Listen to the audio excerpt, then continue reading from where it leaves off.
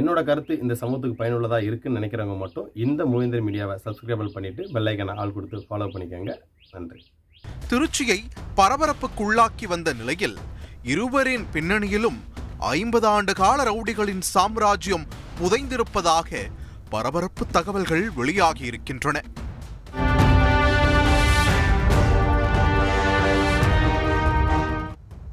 மணல்மேடு சங்கர், பசுபதி பாண்டியன், குமுளி ராஜ்குமார், காட்டூர் தமிழரசன், பாளை பட்டாபி என இந்த இருவர் கடந்து வந்த பாதையில் எத்தனை ரவுடிகளின் தடம் பதியப்பட்டிருக்கிறது. இப்ப இந்த தந்தி டிவி உங்களை பத்தி ஏதோ ஒரு தவறான நியூஸ் ஒன்று போட்டுருந்தான்னு அது பார்த்தேன். சரி, அதான் வாட்ஸ்அப்ல அண்ணன் தகவல் கேட்டேன். அது நீங்க வாட்ஸ்அப்ல பார்க்கல என்னன்னு தெரியல. சரி, அந்த அண்ணன் என்ன டீட்டெயில் கேட்டு இது மக்கள் பார்வை கொண்டு போகலாம் அப்படின்றக்காண்டி தான் உங்களுக்கு போன் அடிச்சேன். திருச்சியில் சமூக ரீதியா சாதி ரீதியா அந்த படுகொலைகள் நடந்துகிட்டு இருக்கு. சரிங்கண்ணே.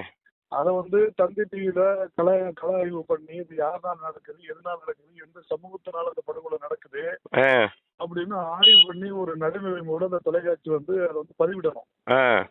அதை விட்டு பட்டியல் சமூகத்துல அந்த சமூகத்துக்காக போராடினா மணல்மேடு சங்கர், அண்ணன் பசுபதி பாண்டியன், அதுக்கு பிறகு அதுல இருக்கின்ற குமுளியார், அதற்கு கீழே திருச்சியில இருக்கின்ற காட்டூர் தமிழ், தொடர்ச்சியா பாளை பட்டாபியும் 50 ஆண்டு உங்களையும் சொல்லியிருக்காங்களா?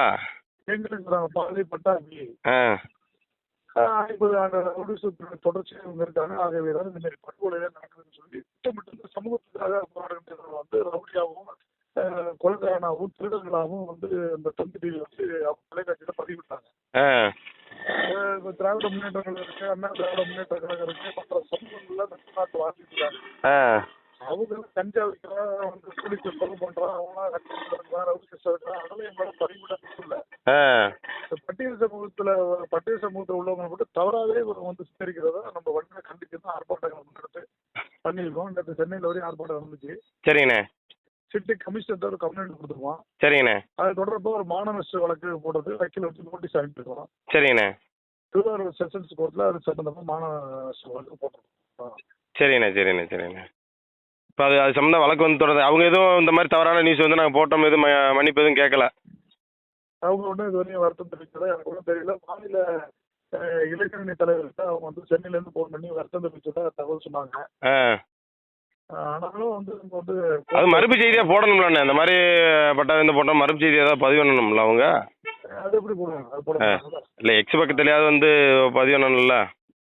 ஆமா, அது போட மாட்டாங்க. சரிண்ணே. இது சம்மந்தமாக இப்போ பெட்டிஷன் கொடுத்து வச்சிருக்கு.